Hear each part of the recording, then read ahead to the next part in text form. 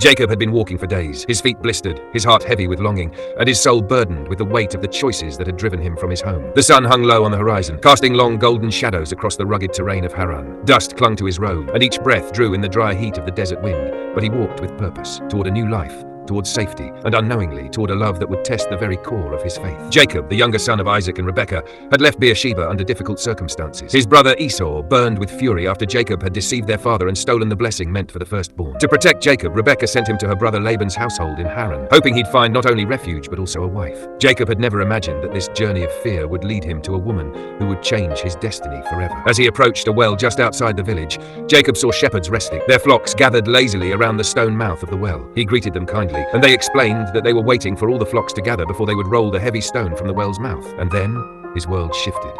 She was walking toward him, Rachel, Laban's daughter. The afternoon light wrapped around her like silk, her dark hair flowing over her shoulders, and her eyes, they carried a gentleness, a depth that felt ancient. She walked with grace, leading a flock of sheep with confidence and care. Jacob's heart thudded loudly in his chest. He didn't know her name yet, but something inside him whispered, "This is her." In a burst of strength and inspiration, Jacob walked to the stone and rolled it away himself, a feat that would normally require several men. He drew water for Rachel's flock without waiting to be asked.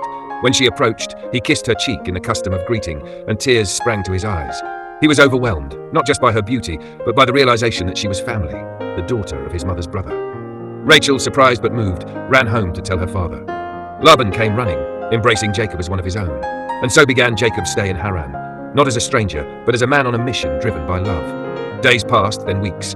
Jacob worked diligently in Laban's fields, tending flocks, mending fences, and proving his worth. But his heart belonged to Rachel.